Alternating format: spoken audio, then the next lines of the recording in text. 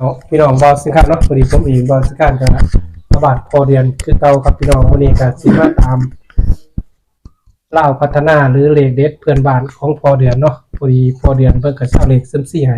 คือเก่าครับพี่น้องเพราะว่าเซมซี่เพิ่นให้เมื่อคืนนี่ครับพี่น้องเป็นเพิ่นได้54เนาะได้54แต่เลข54มาอยู่พี่น้องเนาะแต่เมื่อคืนนี่02ตัว12ตัว54นี่ว่างผิดตำแหน่งเนาะ หันว่างถึงตำแหน่งจังได๋ก็เลขซ้ำซี่พอเดือนออกแน่นอนครับพี่น้องเมื่อคืนนี่ตามผมวิเคราะห์เนาะพอดีเมื่อคืนมันออก050411ครับพี่น้องมื้อนี้ครับมาเอาด้วยกันกับบางสิการเนาะพอเดือนสิเอาเลขซ้ำซี่ให้ไปขามโขงเมืองลาวครับพี่น้องเพราะว่างวดแรกกันได้24ตรงๆถือว่าเขาครับพี่น้องเนาะ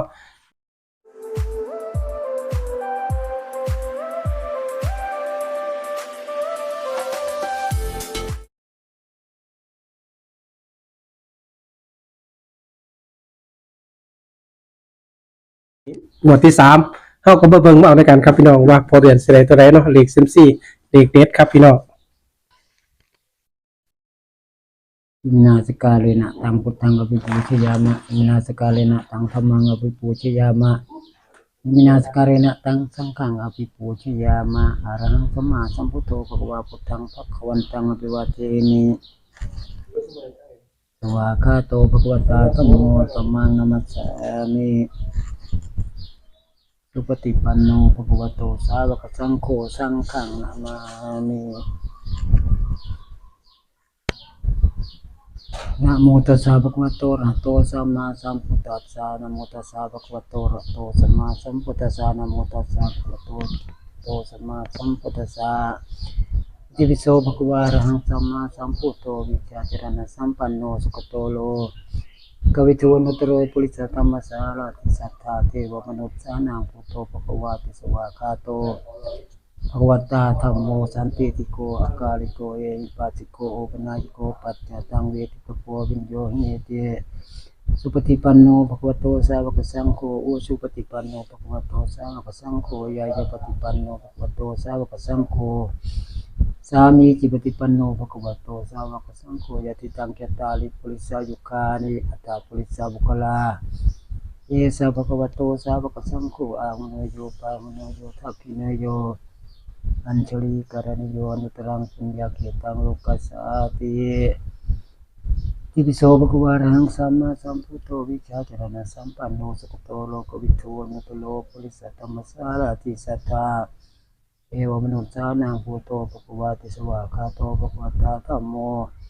ตันติปิโกอาการิโกเอหิปัสสิโกโอปนายิโกปัจจตังเวทิตโพวิญโยหิเต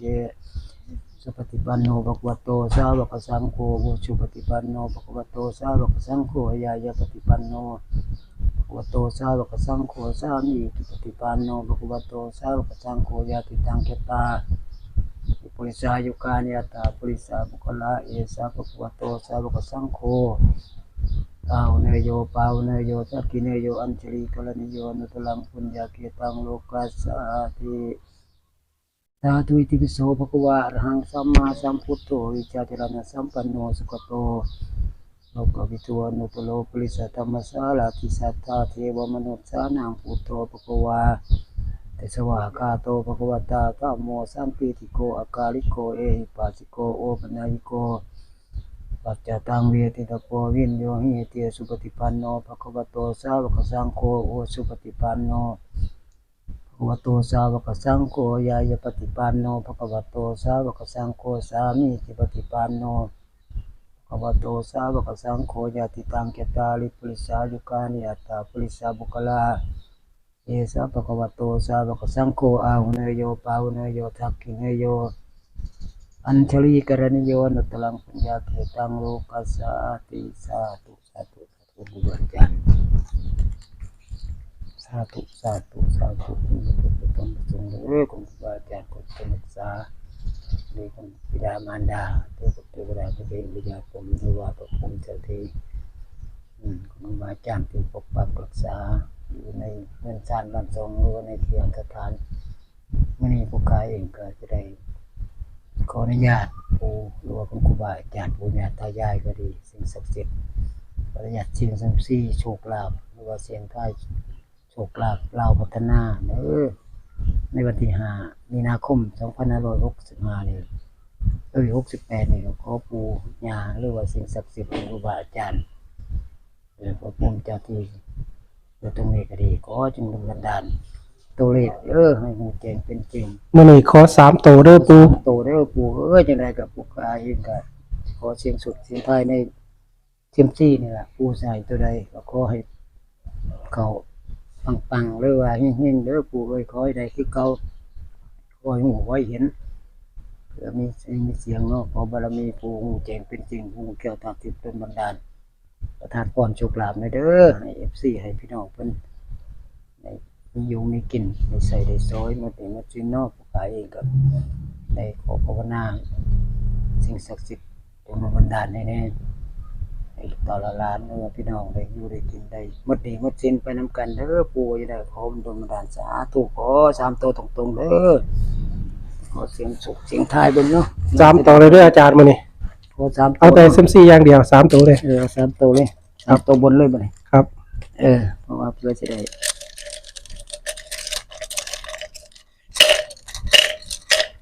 สาธุสาธุสาธุอยากบรรลุต้องประสงค์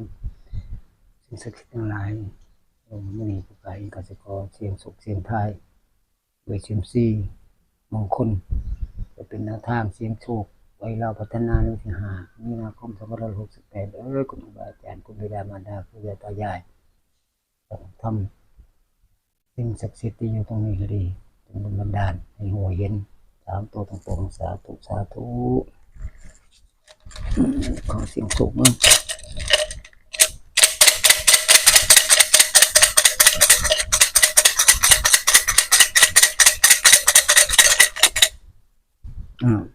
ออกระบบต้นน้องเนาะเหล็กยังบาสำคัญคือจะเหล็กหาวะนี่ได้เราเหล็กหาแล้วเล่น ได้เลข5 เหล็กหาละเนาะ เลข5 เหล็กหาแล้ว หามาแล้วพี่น้อง แต่เหลือจะ2ตัวเนาะ มื้อนี้ขอ3ตัวตรงๆเลย 3ตัวเลย คือ10ให้หลายหางให้แค่3ตัวรอบเดียวเลยได้คือได้เนาะ ครับได้ที่ใดเลย ปูไข่ตัวใดครับจับใส่เด้อปู นี่คือ ดูก่อนว่าใส่เลย พวกมาใส่เจ้าของเลยตัวนี้ เออ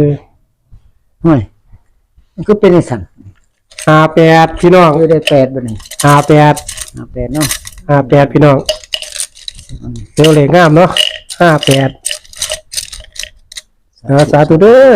อ ขออีก ปัง 3ตัวตรงๆขอให้หนูเห็นในขอสิให้ตัวใดก็ขอให้หนูแจ้งเป็นจริงสาธุสาธุ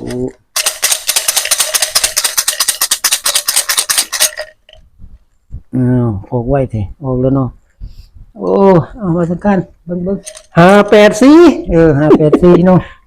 584 ทั้งนั้น3ตัวแล้ว 3ตัวพอแล้ว 3ตัวแล้ว ปังๆเลย ฟังเด้อปู่มีซื้อมีเสียง 584เด้อพี่น้องยายพอเดือนเขียนตัวเลขให้เบิ่งอีกรอบนึงเนาะ ว่า งานอีกเด้อ ให้สรุปตัวเลขครับพี่น้องได้ก็584เป็นเลขซิมซีมื้อนี้ขอ3ตัวเลยพี่น้อง ให้ เพราะว่าแต่ละรอบขอแค่2ตัวเนาะ FC ไปตัดเอาเนาะ ครับ มันจะคั่วเอง มื้อนี้ก็เลยขอ3ตัวเลยเพื่อปู่มันสิเมตตาสงสารรู้สึกคือ2ตัวนี่ปู่ให้ถือรอบแรก2 4ตรงๆเนาะ ให้ลบเลข24เลยเนาะ แต่ว่ารอบที่2เมื่อวานนี่ได้54แต่ว่า54มาบ่ครับพี่น้องเลข6ตัวมาครับแต่ว่าวางตำแหน่งบ่ถูกเนาะ มันอยู่ เลขมันออกเลขออก050411ตัวเมื่อคืนเนาะพี่น้องแต่ว่า54ของพอเดือนเลข34ครับมาอยู่แต่ว่าว่างตำแหน่งบ่ถูกเนาะอันอยู่ในถ่ายจังได๋ปังแท้เนาะเมื่อคืนเนาะโอ้เสียดายอยู่ แม่นเลยแล้ว ถือว่าปูเพิ่นไอ้แม่นครับพี่น้องเนาะถือว่าแม่นเติบเพียงแต่ว่าว่างตำแหน่งบ่ถูกสั่นพอเดือนยิ้มเปยแล้วครับพี่น้องแต่รอบนี้พอเดือนขอ3ตัวเลยรอบที่3มีตั้งหาก ลอง3ตัวเบิ่งพี่น้องเด็กซ้ำ4อย่างเดียวมื้อนี้เพื่อนบ้าน ยังว่าเมื่อกี้5ก่อนเนาะ 584 584ครับ584เนาะ เลขเซียมซีเนาะ เลขซ้ำ4กับพี่น้องไปตัดเอาเองเนาะพอเดือนสิบ่ได้ตัดให้ครับพี่น้องเนาะสิบ่ได้ตัดให้ จับคู่เองเนาะ สิบ่ได้วนให้ แล้วแต่ FC โหวตเอาเองเนาะพอเดือน ครับ โหวตเอาเอง FC โหวตเอาเอง นะ โหวตเอาเองครับ มั พี่ ก น้อง ตัว เนาะ ใดก็จับคู่ตัวใด เออ ตัวใดก็ให้เลือกเอาเอง มักตัวใดก็จับครูใส่เอาเองเนาะพอเดือนเนาะ ก็ FC พิจารณาเบิ่ง โอ้โหก็เลยเปิดแฟลชครับพี่น้องมันมืดเพราะว่ามืดแล้วครับพี่น้องตอนนี้ก็เวลาก็สิว่า6 โมงแล้วเนาะก็เลยมืดจักหน่อยครับพี่น้อง584ให้3ตัวเม็ดเดียวครับพี่น้อง เม็ดเดียวเลยเนาะ เม็ดเดียวเขียนเม็ดเดียวข้างหลังในพอเดือน เอาเลยเนาะ ข้างหลังนั่นละปล่อยเม็ดเดียวเลย เม็ดเดียวเหรอ เม็ดเดียวละงวดนี่ต้องอะไร พี่น้องก็ไปตัดเอาเองเพราะว่าให้ไลฟ์ FC ก็ ชิงง งงวนไปบ่ทัน วนไปท่านหัวละ ทุนเล็กน้อยเนาะ ทุ่มนึงจะหน่อย ได้ก็คือได้เลยละอัน เม็ดเดียวเลยขัดถือก็คือถื หันปูมันจะให้จังได๋เพิ่นก็ให้ครับพี่น้องเนาะ แม่นให้จังได๋ก็ บุญวาสนามีจังได๋ก็ได้คือเก่าหันได้เนาะ เลขซิม เป็นเลขซิมซี่ครับพี่น้อง ลองพิจารณาเบิ่งเด้อคอยกันเบิ่ง FC ทุกผู้ทุกคนเนาะพี่น้องที่เบิ่งที่ติดตาม 584ครับพี่น้องพอเดือนบอกว่าเม็ดเดียว เลขซิมซี่ครับพี่น้องงวดนี้เป็นงวดที่3แล้วพอเดือนที่เอาซิมซี่เนาะ 3ที่ซิมซี่นี่ งวดที่งวดที่3ให้3ตัวเลย 3ตัวเลยงวดนี้เนาะ ครับ ให้3ตัวเลยงวดที่3นี่ ลองเบิ่ง FC ก็ไปตัดเอาเนาะ ไปตัดเบิ่งสิเอาแต่ใดสลับไปทางใดก็ไอ้ FC พิจารณาเบิ่งตัด ครับผม เองเนาะ FC ก็ถ่ายคลิปแล้วพอเดือนพอ FC เนี่ยให้ปังๆ3ตัวโลด ขอ3ตัวเนาะบารมีขอ เป็นบารมี ขอเสียง สายใหญ่มันมื้อนี้ครับพี่น้อง ชมคำก็ได้มาติดตามแนวทางเล่าพัฒนาให้ FC ให้นำไปเพื่อเสี่ยงโชคเสี่ยงดวงในวันที่5มีนาคม2568นี้ผมเองก็บ่มีหยังมีแต่แนวทางสิฝาก FC เพื่อสิไปนำไปลองพิจารณาเบิ่งซอยกันเบิ่งว่ามันมักบ่คันมักก็ตามบ่มักก็ผ่านไปเนาะก็ถือว่าเป็นแนวทางก็ผมเองก็ได้แต่ภาวนาสิ่งศักดิ์สิทธิ์คุณครูบาอาจารย์เนาะหรือว่าเทวดาฟ้าดินเพิ่นจงโปรดเมตตาให้ประทานพรโชคลาภให้ FC เพิ่นได้รับโชครับใช้ในวันที่5มีนาคม2568นี้เป็นเราพัฒนาคำโขงเนาะขอปู่ย่าหรือว่าสิ่งศักดิ์สิทธิ์อยู่ตรงนี้ก็จงดลบันดาลให้เด้อไปช่วย FC หรือว่าพี่น้องที่อยู่ต่างอำเภอต่างจังหวัดที่ติดตามหรือว่า FC ของบ่อสิงคานก็ดีขอให้มีโชคมีลาภในวันที่5นี่ตัวเลขผมเองก็บ่ฮู้ว่าสิเข้าหรือสิหลุดก็บ่ฮู้เนาะก็เพียงเป็นแนวทางให้นำไป FC ให้ FC ไปนำไปพิจารณาซอยกันเบิ่งแต่ดุลพินิจบางเทื่อเป็นไปได้ก็บ่แน่เนาะก็บ่ฮู้เนาะก็ตรงไหนก็ให้ใส่สติเนาะก่อนสิลงทุนก็ต้องให้คำนวณให้ดี ผมเองก็มีเพียงแนวทางให้ FC จงได้รับโชครับใช้ในวันที่5นี่เด้อขอให้ปังๆมันๆเฮงๆเด้อถึกหวยเลยเบอร์ขอให้เข้า3ตัวตรงๆปูเด็กเซมซี่ของปูญานี่แหละผู้ค้าเองก็ได้ขอให้ FC ได้ลองไปเสี่ยงโชคเบิ่งก็ขอให้ปังๆเฮงๆมันๆเด้อสาธุสาธุสาธุ ให้ FC บ่าวสิข้าม ปัง อื่นร่ำรวยถือหวยเลยเบอร์สุขภาพแข็งแรงมีเงินมีทองใส่ผมเองขอบคุณพอเดือนเนาะที่แบ่งปันหาแนวทาง FC ครับผมขอสวัสดีครับผม สวัสดีเด้อมัน